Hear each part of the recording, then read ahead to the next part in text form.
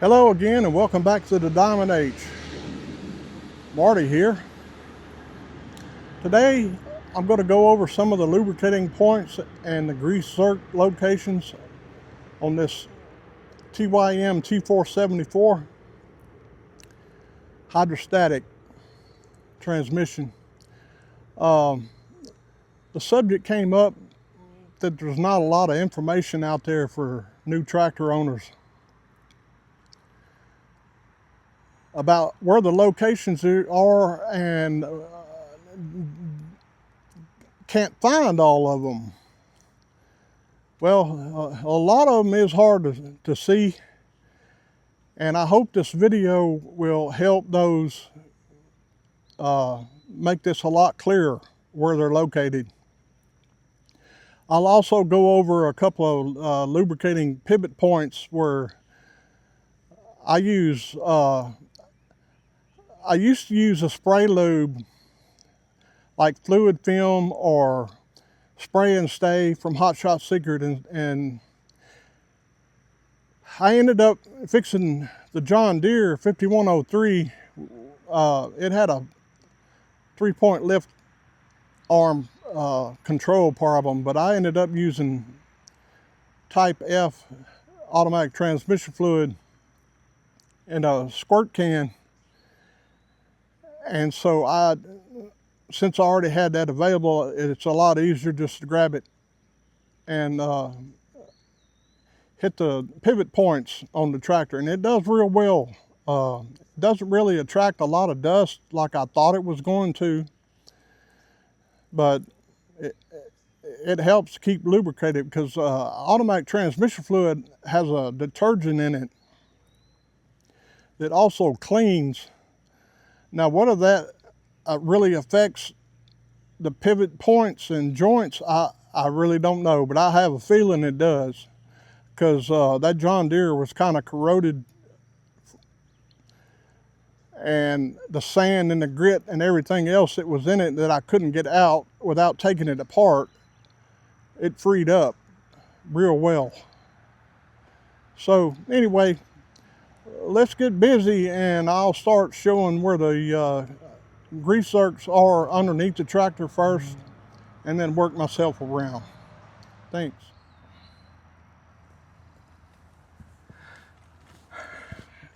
Okay, it's pretty tight fit underneath here. Hope you can still hear me. It's pretty rough for a fat man to be in here flat like this. I got a little fluorescent painted pointer I made today just to keep from having to point at something with my finger.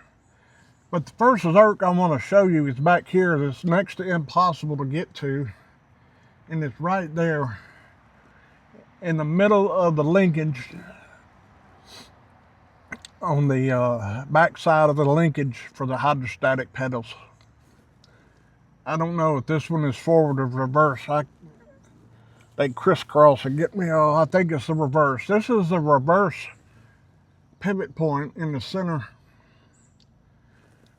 and I have yet to figure out a way to get grease on it. So what I do is I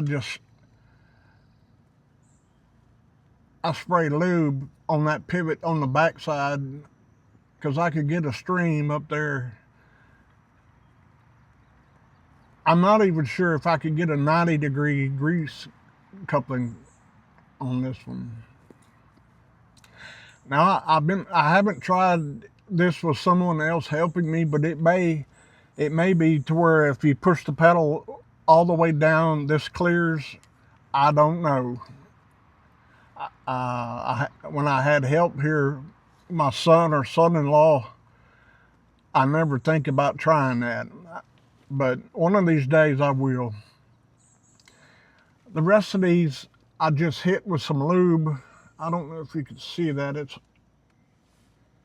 hard to get this camera to focus this close. But there's lots of pivots back here that you can put a little ATF on, or spray lube, whatever your favorite is. Another zerk is right up here that you can't see because I got dirt on it. My tractor is dirty. I haven't washed it yet. That's coming soon. There's a Zerk on the end of this post, this pivot on this arm, which is also the reverse pedal right there. That's two. And the third one is up here. Let me see if I can maneuver my light around without dumping it on its side again, because I am good at that. Let me find my pointer again. And the third one is right here. This is the easiest one to get to. I hope you can see that. There ain't a whole lot I can do about it right now if you can't. Right there on that post.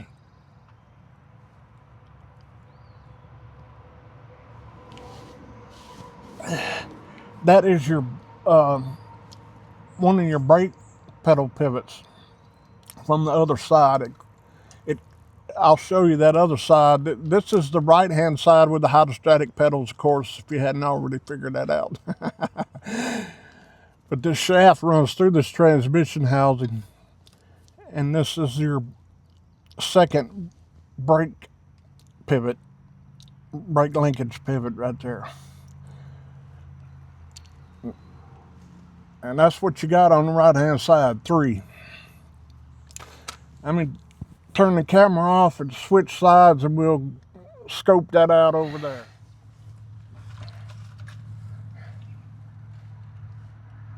Okay, we're on the left hand side where the brake pedal is on a T474 hydrostatic.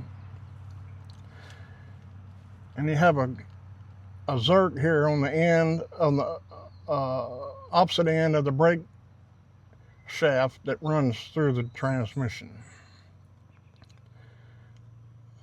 So you got this one right here. There's lots of pivots on this side. I like to keep this one lubed wherever I can't. This is a struggle, folks. I apologize. I like to lube this one here, which is pretty dry right now.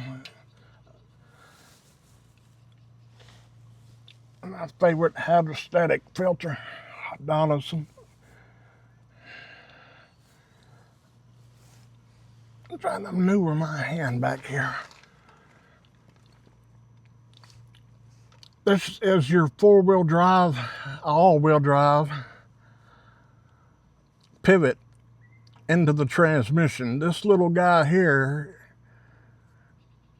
is what makes it go into all-wheel drive or not. And this is the end of your lever that you pull from the driver's seat up there. That's the pivot for that.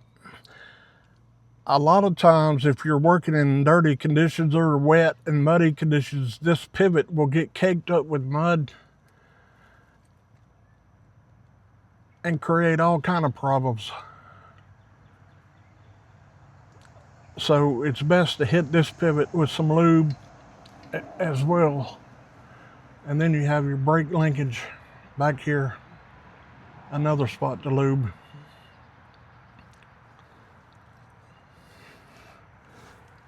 There was something else I was going to show you, but I can't remember what it is.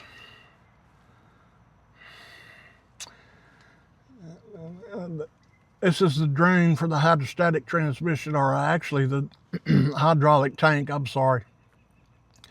That's your main drain for the hydraulic tank. When you change fluids, this is where it comes to see you. This right here is the internal suction screen filter that goes in about this far. I can't see my hand.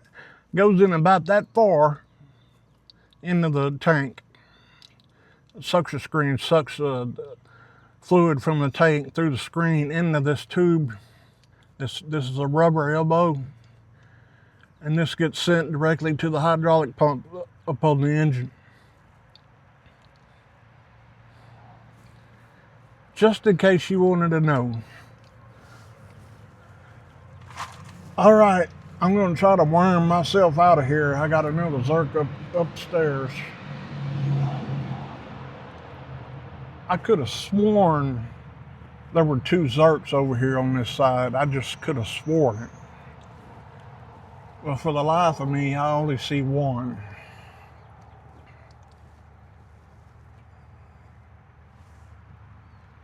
There's another pivot. If I can get my hand up in here, there's another pivot right here that you can hit with some lube to keep it from getting corroded or gunkum puggy on it. Anyway, see you on the top side.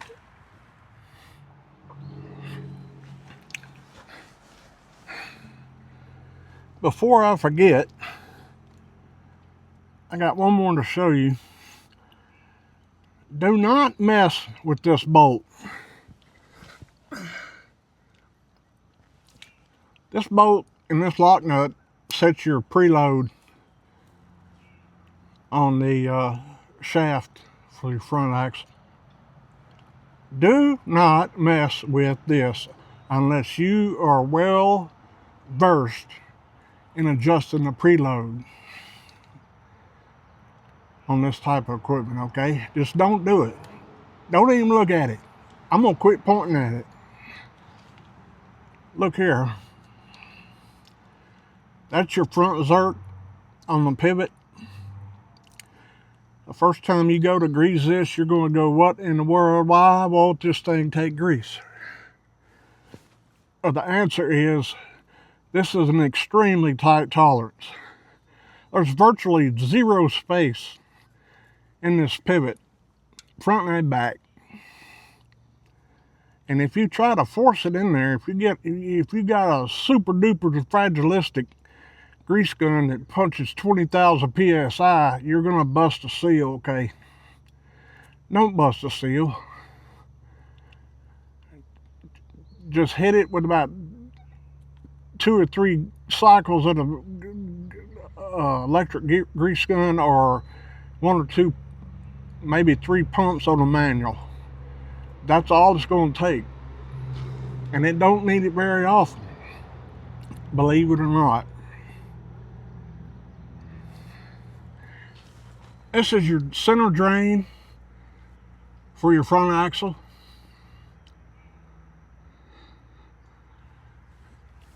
It's very important when you do your 50-hour service that this comes out.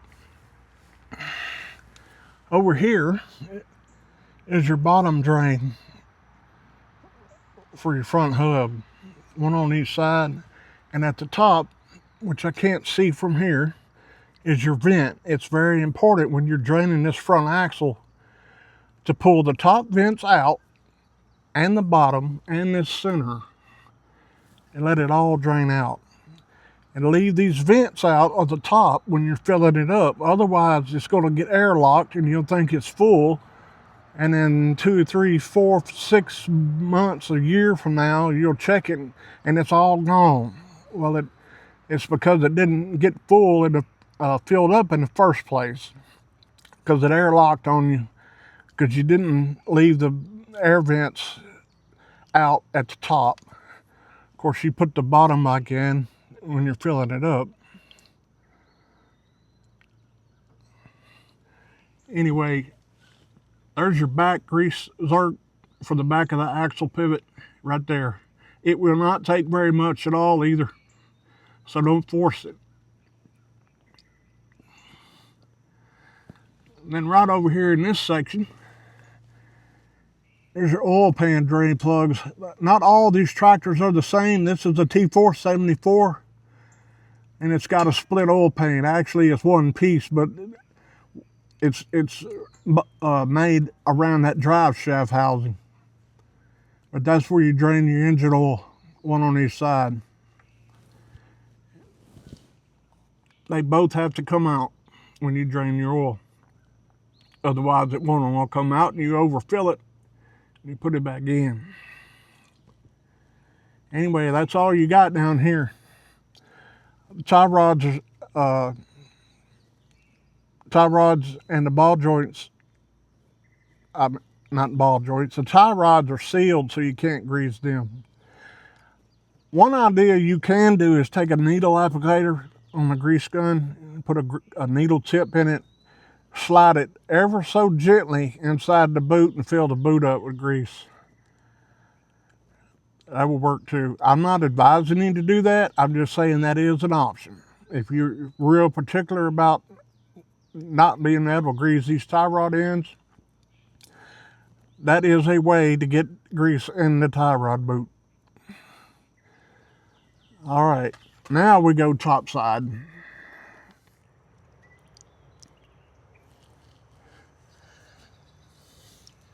At the rear of the tractor, this is going to be hard to do.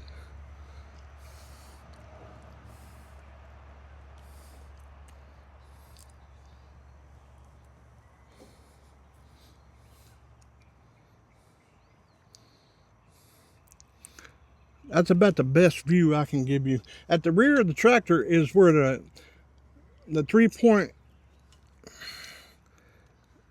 just not enough room for all of us here together.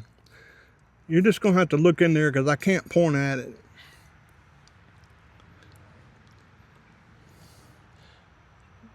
But there's several pivot points in there that you can lube up to help everything stay smooth. The 3-point control that goes into the 3-point main controller is there. Right in front of that, and to the side is your gear range shifter. I can't get this camera down in that hole from the front, the bottom, or to wherever. So you're going to have to look in there at your tractor with a flashlight. The only way I can get to it with a lube is my oil can with a spout on it that has got a long 10-12 inch metal spout, you know, like the old timey oil can with a lever that you pump. That's the only way I found to get in there to those and to lube them up, but it does work. Whatever your lubrication preferences are, put some on it. It can't hurt it. The worst thing that can happen is dust attracts to it, but it's going to get dirty anyway regardless. There's no grease zerks back here on the rear end to grease.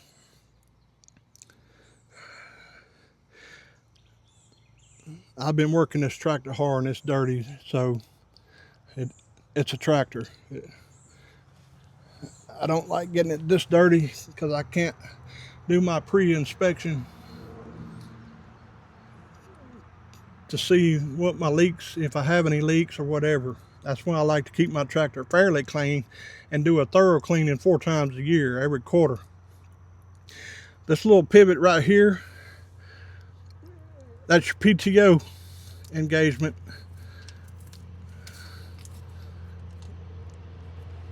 That's what shifts PTO in the gear and out of gear right there. It goes up there, attaches to that gear shift and goes out the top.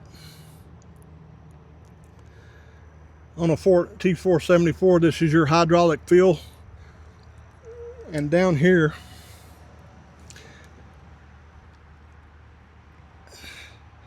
my loader is all the way up right now. That's the sight glass right there. And the hydraulic fluid is at the very, very bottom. That's the sight glass. Of course, I dye my hydraulic fluid. I got a video just on that. Go check it out. There's no guessing. You stand 5-6 feet away from the back of the tractor and look under there, and you can tell instantly if you're high, low, or medium, or out. Anyway, let me go to the loader. That's kind of obvious, but I'm going to hit it anyway, okay? Be right back.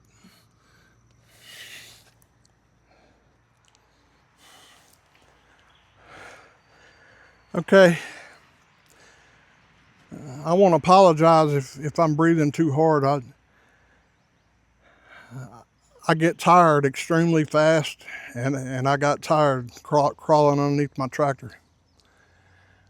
But if I ever stop to rest, I may not get started again, so I want to finish this video. Your loader's got 16 Zerks total, one on the bottom hydraulic cylinder connection, one on the top,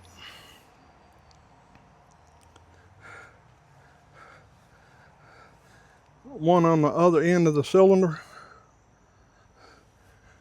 one on the back side of the dump and curl cylinder,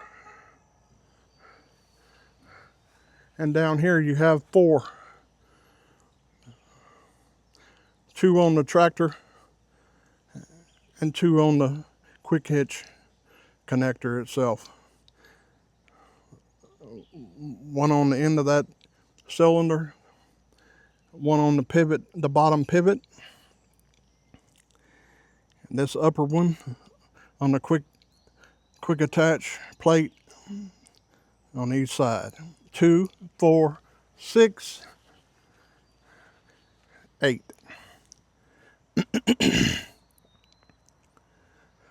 And that takes care of the loader.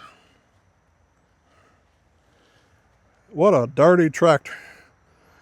Somebody ought to be ashamed, but they're not. One thing I forgot to tell you a while ago, this is your feel and your dipstick for your front axle. It's fairly obvious, but there it is. And here is the top vent for your front axle hub, and there's the bottom. The bottom drain, top vent. Fill and check. I had a lot of comments. I get a lot of private questions asking how my WR Long third function kit is mounted, and well, this is a prime opportunity to show you. My electric solenoid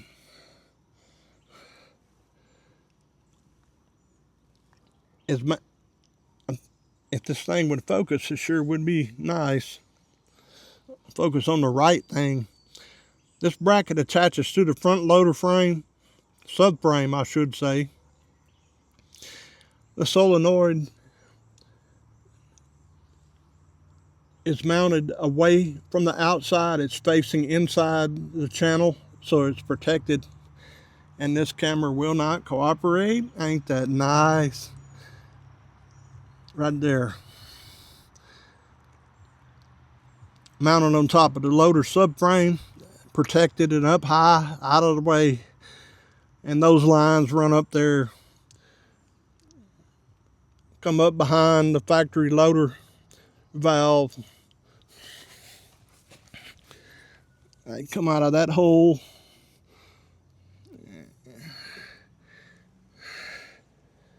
and up and around with the rest of his brothers and sisters, and goes right down the loader. Now I wrap those myself. I put sheathing on them to keep them protected from mainly sun fading. It's doing a great job. The sheathing isn't even faded, but I do keep this tractor under a shed. It's outdoors in the weather, but it's got a shed over it where it takes long naps at night. Anyway, I thought I'd give that a video while we were here. And that's how my WR Long third function kit is mounted. This is actually the factory TYM loader valve protection skid plate. It's really small, but it's better than nothing. I found that on eBay. right after I bought my tractor for a price I couldn't pass up, so I bought it. And it bolted. Comes with the bolts. It bolted right in, perfect. The holes are already made for it. TYM OEM third function kit mounts here on the bottom. One of the reasons I don't particularly personally like the OEM third function is because this valve gets extended even further down toward the ground. I'm just not a big fan of that. This is already too low in my opinion, but there's nothing I can do about it, but be careful. And I surely to goodness don't want it extended even further down than where it is already. That's my own, that's Marty Henderson's personal opinion. I'm not saying anything else is bad, or that's just what I like and don't like. So there you have it. There's no guessing what I'm thinking.